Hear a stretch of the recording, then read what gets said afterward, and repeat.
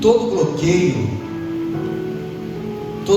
que nós temos, ele tem afinidade com o seu propósito. Diga assim: os meus medos, os meus bloqueios têm afinidade com o meu propósito. Olha que interessante. Aquilo que você tem medo, aquilo que você tem bloqueio, está ligado intimamente com o seu propósito. Eu, na infância, quando eu estudava, eu detestava português. Eu sempre fui muito bom em matemática, irmão. Matemática para mim é muito fácil. Os números são grandes, sabe? É uma arte. Matemática é uma coisa exata. O português era o meu sofrimento. Pode sentar aí para você ficar à vontade. Deixa eu acender o fogo aqui para a gente fazer uma comida gostosa. E aí, acho que na 7ª ou 8ª série, eu peguei uma professora de português. Não lembro o nome dela não, mas eu lembro da aparência do rosto. Já era uma senhora de idade. E ela resolveu me separar dos demais da escola. Ela vendo que eu tinha uma dificuldade com o português, eu comia muita letra. Escrevia uma frase e eu saía comendo as letras. E aí, toda vez que ela corrigia a minha prova, ela grifava de vermelho onde eu tinha comido. E eu ficava muito chateado, porque eu já tinha dificuldade com português. Ela ainda estava evidenciando que eu tinha dificuldade.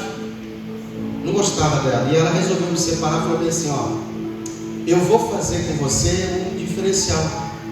E colocou a par dos demais.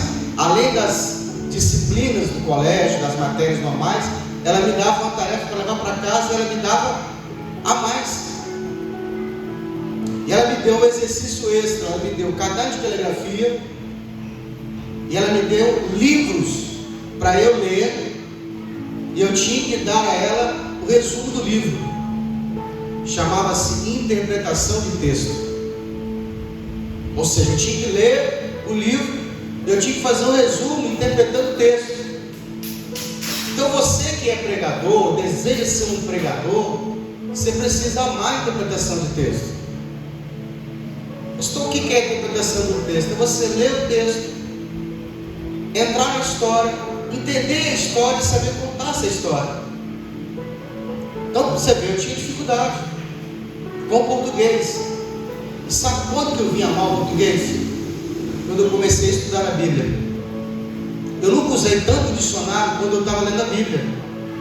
E aí eu fui entender que se você não souber a vírgula, a interrogação, exclamação, para que servem esses pontos, esses sinais, você não vai entender a interpretação do texto. Então, vamos entrar aqui hoje nessa história linda e vamos decifrar o que significa essa passagem. Ela é linda, ela é profunda. Mas às vezes os irmãos, é porque ele usa só a frase, né, assim, o tipo descer a casa do oleiro, e ali ele vai falar, e aí ele fala um monte de coisa, mas não fala disso aqui. O importante dessa mensagem. Então vamos ler comigo? 18:1 de Jeremias, quem achou, diga amém.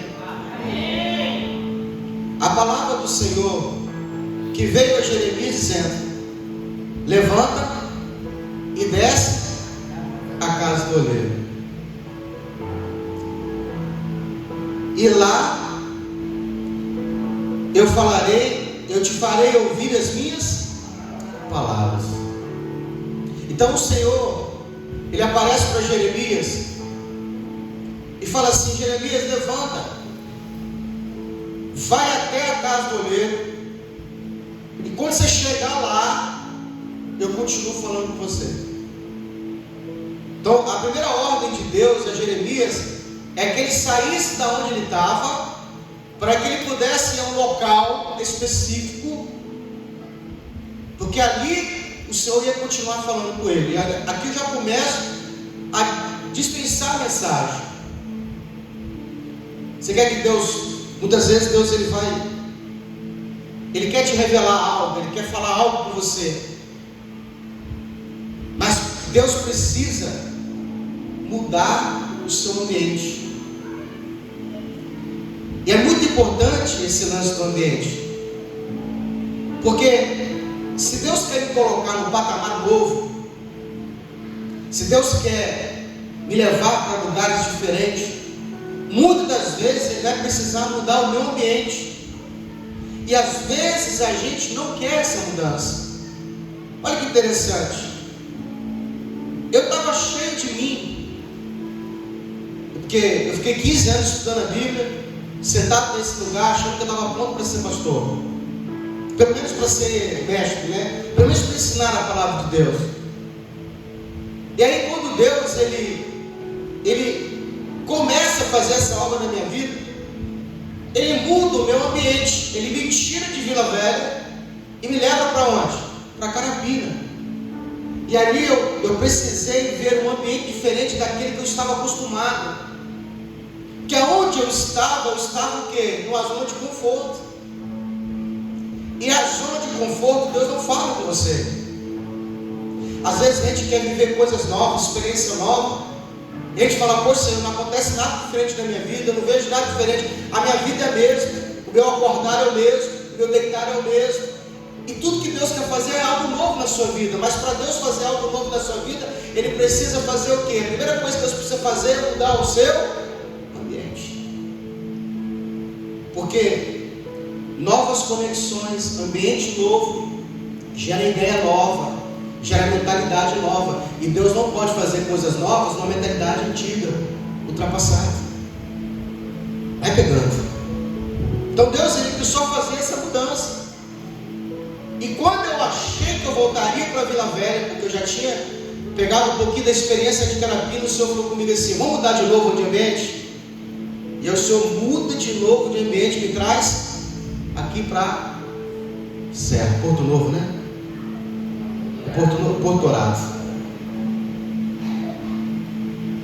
E eu vim com um desafio. E agora o Senhor está falando assim, Jeremias, sai de onde você está, vai até a casa do oleiro, quando você chegar lá, eu vou falar com você. Aí Jeremias levanta, o profeta levanta. E ele, eu não sei se ele caminhou quantos passos, quanto tempo, se ele pegou um ônibus, se ele pegou uma condição, eu sei que ele vai até a casa do oleiro. E a primeira coisa que você tem que entender, você que é pregador, você precisa desenhar. Olha para cá. Você que é pregador, você precisa desenhar essas coisas para quem está ouvindo. Isso aqui está a riqueza da mensagem. Se você estiver preparando uma mensagem dessa, você tem que ir para a internet, você tem que olhar a imagem de uma casa do oleiro, você tem que ver como é que o oleiro trabalha para você desenhar isso. Para quem está aí do outro lado, fazer sentido. Então eu quero te convidar nessa noite, desce comigo na casa do oleiro. Feche seus olhos agora, imagine o que é a casa do oleiro. Uma oficina de artesão. Primeira vez que eu vi essa cena na minha vida foi no filme Ghost, Outro Lado da Vida, onde aquele ator principal, ele está com a sua namorada, eles estão ali, né, se tocando, e ela está fazendo o quê? Um vaso. E eu fico imaginando Jeremias descendo, diabo, até a casa do oleiro, ele desceu. Ele entra aqui dentro, fico imaginando ele dando bom dia, Shalom Adonai, e ele está reparando.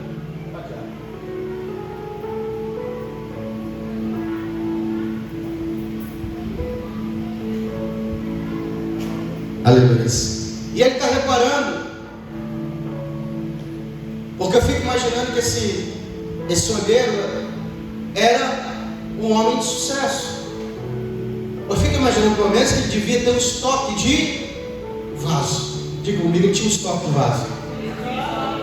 Então eu fico imaginando o profeta Jeremias chegando, olhando para a prateleira, e ele vendo vários vasos já prontos para serem vendidos, prontos para serem usados.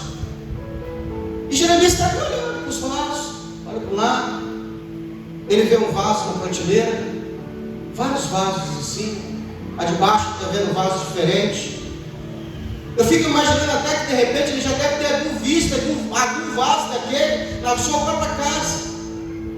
Vasos grandes, vasos pequenos, de todos os tamanhos, de todos os formatos.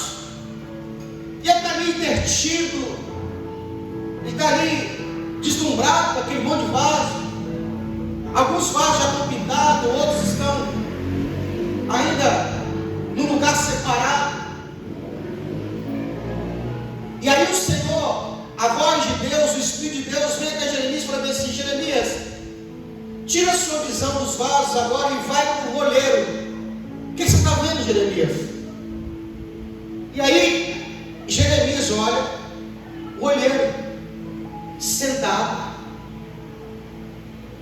com um vaso na roda.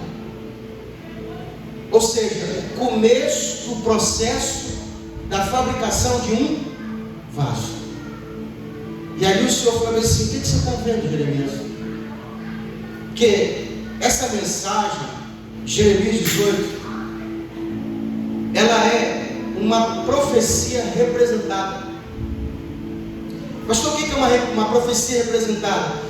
Quando Deus, muitas vezes, Ele quer falar conosco, Ele fala conosco de várias formas. Uma das formas de Deus falar conosco é por semelhança. Ele usa algo que a gente já conhece e Ele mostra aquilo para nós, e aquilo lhe representa o que está acontecendo, o que aconteceu e o que pode acontecer no futuro. Porque existe a profecia falada: eis que vos digo, eis que assim diz o Senhor. Existe a profecia representada, quando Deus usa algum elemento, alguma arte da história para representar o que está acontecendo, o que vai acontecer, o que já aconteceu. E nessa passagem, Jeremias capítulo 18, Deus está falando através de uma profecia representada. Então tudo que Jeremias está vendo é algo profético, real, porém ilustrativo como símbolo. Então, se um dia você for pregar, eu quero que você pregue, você precisa destrinchar o que cada um desses elementos representa.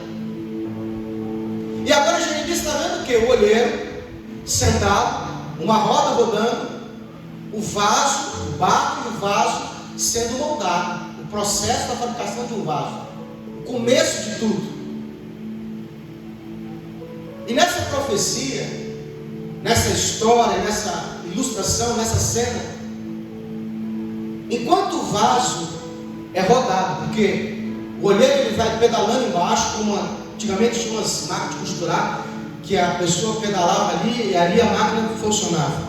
Da mesma forma ali, a roda está rodando, e à medida que a roda roda, o barro em cima dela, que já está molhado, ele é moldado com as mãos do olheiro, e ali o olheiro vai dando forma ao vaso.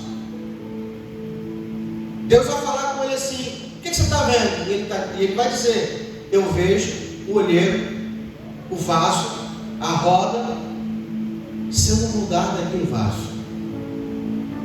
O olheiro representa quem? Deus. O vaso representa quem? Quem é o vaso? Oi? Quem? Você?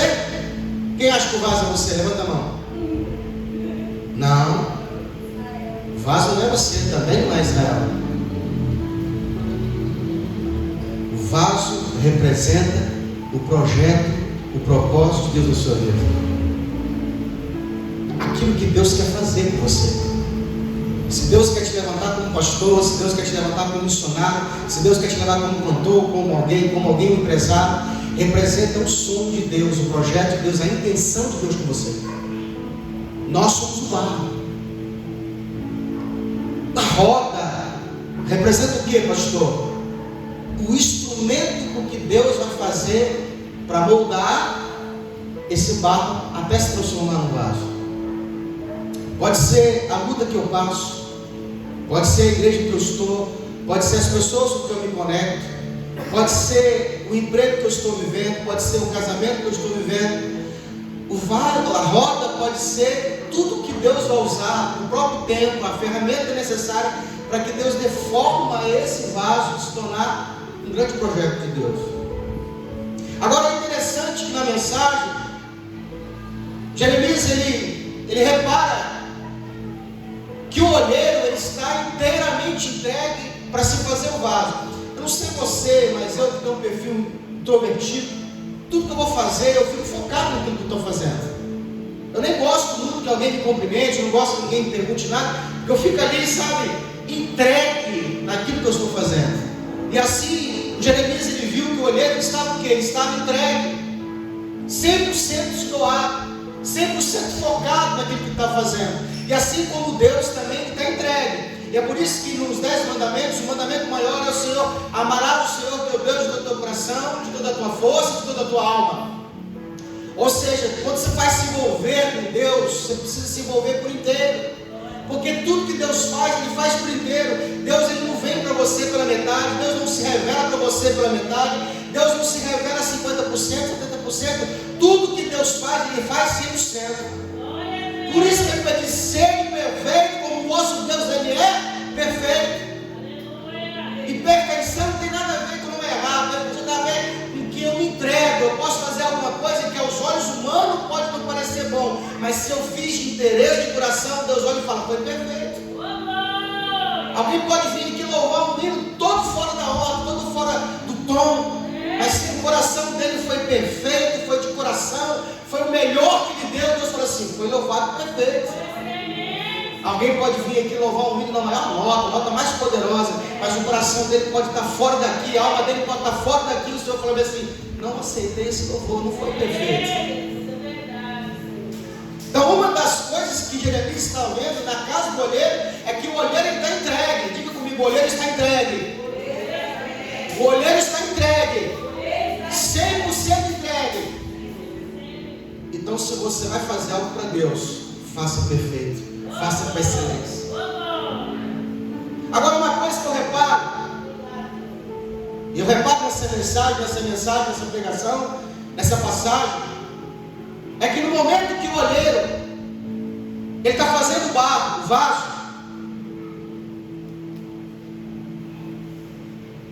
existe na fabricação do vaso um período em que, depois de ter dado forma ao vaso,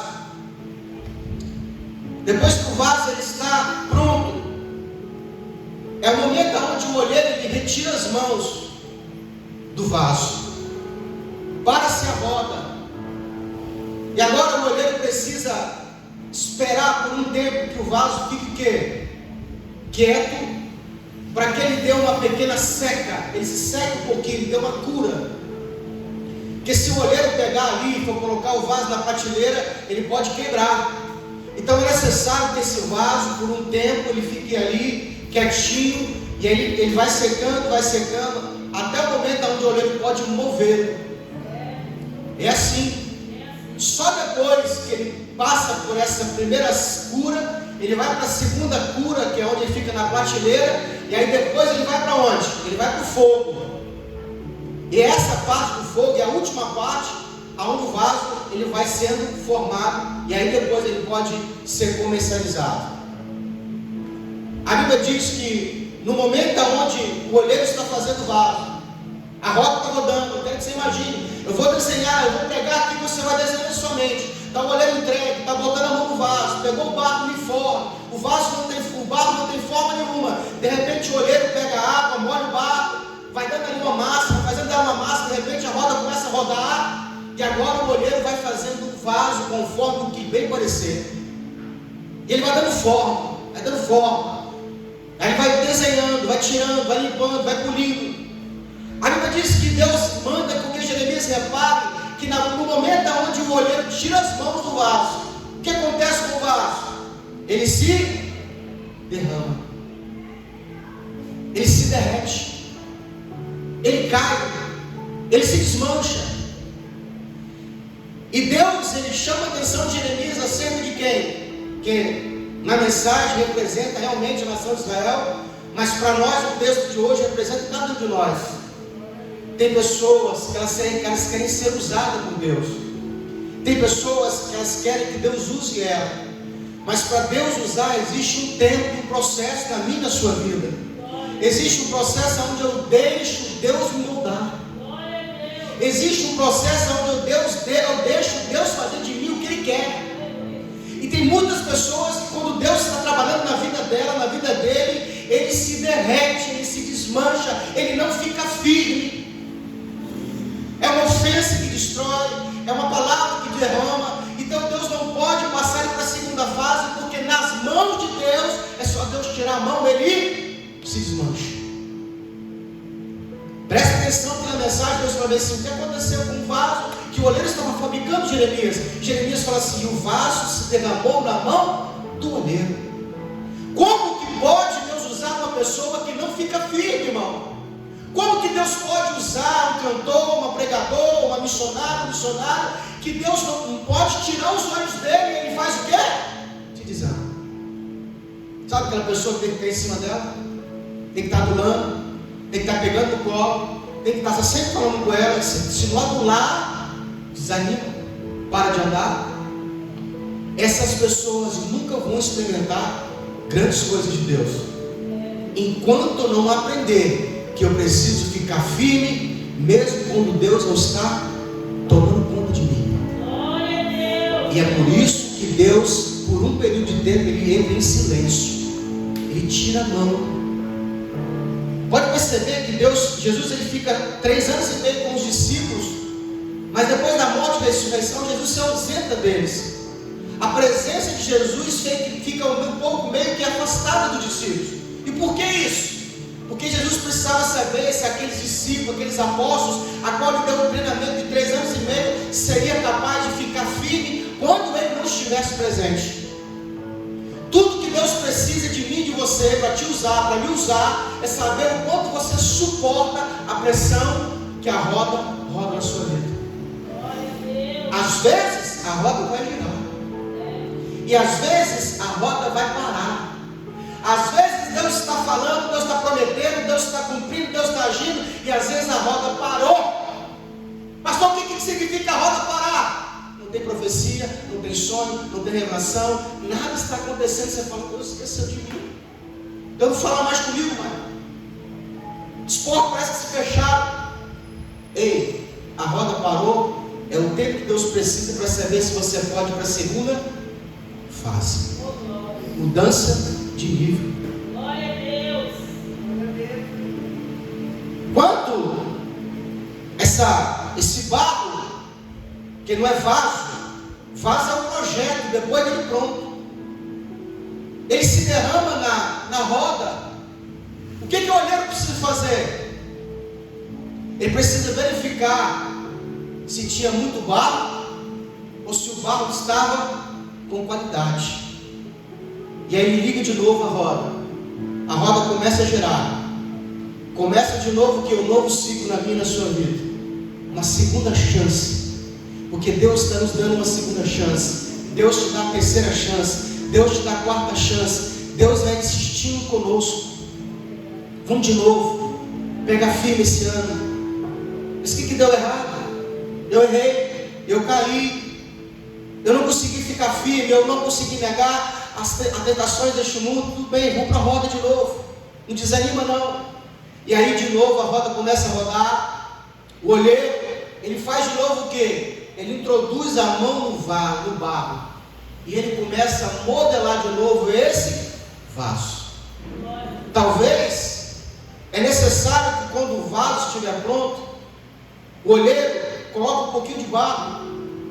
Não sei se você já fez pão, às vezes na massa você colocou muita água, você tem que colocar mais trigo para ficar mais sólida. Às vezes precisa dar mais liga, você precisa dar mais uma mexida, porque às vezes o barro não está pronto. E aí o Senhor pergunta para Jeremias: Jeremias, você observou como o olheiro fabricava o vaso? Sim, Senhor. Observou Jeremias, que de acordo com a vontade do olheiro, o olheiro movimentava o barro, e o vaso era sendo feito conforme a sua vontade. Jeremias, eu percebi. Você percebeu, Jeremias, que o barro ele estava à vontade na mão do olheiro, e de acordo com a vontade do olheiro, assim era feito o vaso. Jeremias, eu percebi. Você acha que eu posso fazer com Israel a mesma coisa que esse olheiro fez com o vaso? E eu quero te perguntar: será que Deus pode fazer com você o que Ele bem entender, ou existe em você uma resistência? Porque às vezes parece que eu não quero que Deus mexa em alguma área. Às vezes, olha, eu converti, pastor, estou aqui, estou na presença de Deus, mas não fala sobre dinheiro que eu não estou pronto ainda. Às vezes eu estou aqui, mas não fala comigo nessa parte aqui não, que eu não estou preparado ainda. E muitas vezes aquilo que eu não quero que Deus mexa, é onde Deus vai trabalhar. Eu fico imaginando de repente ali a mão do olheiro entrando dentro do vaso. Você consegue imaginar a mão do olheiro entrando dentro do vaso? E ele modelando de dentro para fora. De repente mexendo as paredes. Eu fico imaginando, irmão, a mão do olheiro sentiu talvez alguma impureza de dentro do vaso. E ali sentiu talvez um caquinhozinho de areia que poderia estragar o vaso. E o olheiro vem e tira aquele caquinho de areia, de argila, de sujeira de dentro do vaso. Assim é Deus. Porque antes de Deus te usar, Ele vai modelar, Ele vai trabalhar, Ele vai tirar tudo aquilo que não presta. E tem coisas que para sair da minha e da sua vida leva tempo. É necessário que Deus arranque com a sua mão. E de dentro para fora machuca. Machuca ou não machuca? Tirar a arrogância, machuca. Soberba, machuca. Vaidade, mentira. Essas coisas que Deus vai tratando conosco, machuca, irmão. E aí Deus está falando com Jeremias, mas Jeremias percebe bem como é que esse vaso está pronto. Então eu já expliquei aqui como é que funciona o processo desse vaso. Eu preciso estar pronto para deixar ser moldado pelo Senhor. Fica imaginando, vem na minha mente que gerou o Balaão, o profeta Balaão, homem de Deus. Deus falava com Balaão profundamente. Mas sabe qual foi o erro de Balaão? É que Balaão não deu ouvido à mula. Como assim, pastor? Às vezes nós estamos tão cegos na nossa razão que nós não damos ouvido às mulas que estão conosco. Pessoas que Deus colocou muitas vezes abaixo de nós, mas que Deus abriu o entendimento dela para dizer para você, ou para mim, ou para ele: você está indo no caminho errado. Não, mas eu sou profeta. Balaão falou que a Bíblia diz que Balaão surrava a mula. Tem gente que surra a mula, que Deus colocou para alertar ele, tratando mal as pessoas que Deus coloca na nossa vida para nos alertar. Está indo no caminho errado. Você não está vendo que isso vai te destruir? Não. Para te chamar na mula, você tem que me obedecer. Concorda comigo. Que negócio é esse? Você agora está falando comigo contra? Quem que Deus fala? Quem Deus mostra? Enquanto Balaão não deu ouvido à mula, mais ele estava indo no caminho de morte. Também me lembro da irmã Maria. Quem se lembra da irmã Maria? Quando o vinho do casamento ia acabar e os noivos iam ser envergonhados, a irmã Maria tentou alertar a Jesus acerca da vergonha que aquele casal ia passar. E eu falei na mensagem que Deus coloca sobre nós, irmãs Marias, pessoas que vão falar conosco coisas que a gente não quer ouvir. Será, Marcelo, que para eu ser seu amigo eu preciso concordar com tudo que você fala? Se eu não falar para você que eu discordo, eu não sou seu amigo? Eu não quero pessoas que estão comigo, que estão do meu lado, que só falam aquilo que eu quero. Eu posso não concordar com ele, mas eu preciso que ele tenha liberdade para falar o que ele pensa. Prova disso é o casamento. Minha esposa fala coisas que eu não gosto de ouvir, mas que eu preciso de ouvir.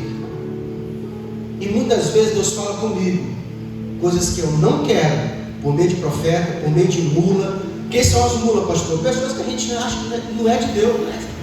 Deus vai usar ele, usa para te envergonhar, para te mostrar que você não tem todo o conhecimento. Agora o profeta, ele está com a visão na mão, e Deus precisa usar o vaso. Vaso é um projeto. Agora, existe uma coisa interessante. O importante do investimento de Deus na minha e na sua vida é que depois que o vaso ele fique firme, ele vai para um tempo de secagem e depois ele vai para o forno. O forno é o último processo que o vaso passa antes dele se tornar um vaso de honra, porque nós temos o vaso de honra e vaso de desonra.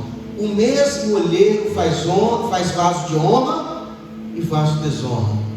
Vamos repetir? O mesmo olheiro faz vaso de honra e vaso de desonra. Mas qual a diferença do vaso de honra e do vaso de desonra? O vaso de honra é aquele que aceita ser moldado pela mão do olheiro. É aquele que, quando ele é repreendido nas mãos do olheiro, ele ainda está na roda. Enquanto você está na roda, é tempo de errar, é tempo de acertar, é tempo de se deixar ser moldado. E eu fico observando como Deus, ele é sábio e ele é profundo, porque muitas vezes a gente quer vir para a prateleira e Deus fala: não, espera um pouquinho que eu estou preparando o vaso, não está pronto ainda. Porque depois que vai para o forno, o vaso não pode ser mais moldado. A gente muitas vezes erroneamente louva o hino, né? Quer o vaso, não quer, querido? Quero ser o vaso novo. Quebra, não é isso? Na mão do olheiro? Na mão do olheiro você pode quebrar, você não pode quebrar depois que foi para o forno. Por quê, pastor? Porque existe uma linha, tema, aonde, enquanto eu sou vaso na mão do olheiro, eu não fui para o forno, Deus pode mexer. Então, falando dos vasos de honra são aqueles que aceitam Deus trabalhar. Muitas vezes, irmão, a gente está achando que está chegando lá e de repente Deus te puxa para baixo. Às vezes está achando que você vai chegar naquele topo, o Senhor vem e arranca tudo. Isso aconteceu comigo. Eu estava subindo de carro, eu estudava a Bíblia 3 a 6 horas por dia, eu jejuava 5 vezes por semana, estava expulsando demônio, eu estava entrando nos lugares, o demônio manifestava, visão, revelação. Deus estava me usando muito forte, e eu fui imaginando, eu estava crescendo com uma velocidade muito grande. Auxiliar, 6 meses era auxiliar, depois de 6 meses já fui dirigente de obra, tomando conta de igreja, tomando conta da chave da igreja. Fui colocado à prova para diácono, no período de 2 anos e pouco. Eu estava crescendo muito, e do nada o Senhor vem e puxa para trás. Eu não entendi, pensei em desanimar, pensei em parar. É o vaso que, quando o Senhor repreende, você pensa em desistir. Se pensa em desistir porque Deus parou, não está pronto para ir para a prateleira. O Senhor falou comigo assim: se você for do jeito que você está, lá para cima, você não vai suportar a pressão. E aí o Senhor fez o quê? Desmanchou o vaso na roda. E ali o Senhor foi fazendo um novo vaso. E ali eu fui me deixando ser moldado pelo Senhor. O Senhor foi mostrando todas as áreas da minha vida que estava fragilizada. Irmão, se você um dia passar por isso, você vai entender o que é Deus colocar a mão dentro do vaso. Deus entrar dentro de você, arrancar coisas que você nem você sabia que você tinha. Inveja, olho grande, soberba, arrogância. Deus foi tirando tudo, irmão. Deus foi tratando comigo naquele período, enquanto a roda rodava. E eu olhava para as pessoas subindo, sendo usadas. Eu falava: Senhor, o Senhor esqueceu de mim. Senhor, calma, estou fazendo de você um vaso novo, um vaso de honra. Pastor, e qual é a diferença do vaso de honra e do vaso de desonra? O vaso de desonra é aquele que não aceita ser moldado. Já viu aquela pessoa que não aceita ser repreendida, não aceita ser exortada, não aceita ser frustrada, mas ela quer continuar sendo usada? E toda pessoa que ela não aceita ser moldada, mas quer ficar na igreja, quer ficar na mão do olheiro, o que o olheiro faz? Joga fora? Não. Quer ser usado? Vai ser usado. Porém vai ser vaso de desonra. Falso profeta, gente que envergonha o evangelho, gente que faz o escândalo acontecer, gente que grava CD e está dando um mau exemplo na internet, gente que subiu no altar da igreja grande, mas está casando, descasando e envergonhando. O que é isso? Vaso de desonra. Gente que o Senhor tentou tratar e ele não quis ser tratado. E nós precisamos entender que o olheiro pode fazer de você um vaso de honra e um vaso de desonra. É você que escolhe qual vaso você vai ser na presença de Deus. Se você for humilde, se você for uma pessoa que aceita ser tratado pelo Senhor, você fala assim: Senhor, pode fazer a obra, pode tirar, tira o que não presta, arranca o que não te faz sentido. É isso que é a casa do olheiro. É isso que é estar nas mãos do olheiro. É eu ser deixado moldado. E depois que o olheiro tirar as mãos e falar assim: está pronto, o olheiro vai te colocar você no forno. Pastor, o que é forno? Toda pessoa que Deus vai usar poderosamente, em primeiro prova. E as provas de Deus são comparadas como fogo, porque a Bíblia diz que a fé que nós temos, ela tem que ser provada como o ouro é provado no fogo. E é por isso que você passa por um período de provação, onde é testada a sua resistência, a sua resiliência. O que é resistência? É o que você suporta quando você é quebrado. Você pega, por exemplo, um vidro temperado, pega um vidro que não foi temperado, ele tem uma resistência. O que foi temperado passa pelo fogo, ele tem uma resistência maior. Você pega, por exemplo, um copo descartável, ele tem uma resistência. Você pega um copo de vidro, coloca gasolina, ele não dissolve.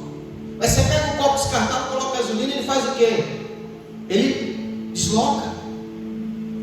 Essas provações que Deus nos coloca, Ele vai testando a nossa resistência, para que tipo e para que finalidade de coisa nós estamos usando. Se é para ser um pastor, tem um tipo de provação. Se é para ser um cantor, tem um tipo de provação. Se é para ser um evangelista, um tipo de provação, um tipo de fogo, um tipo de luta. Você precisa entender para que Deus te chamou, para que Deus quer te usar. Essas coisas manifestam o tipo de provação que você vai ter. Eu sempre soube que eu estaria aqui hoje pregando e ensinando para a igreja. Então, quando Deus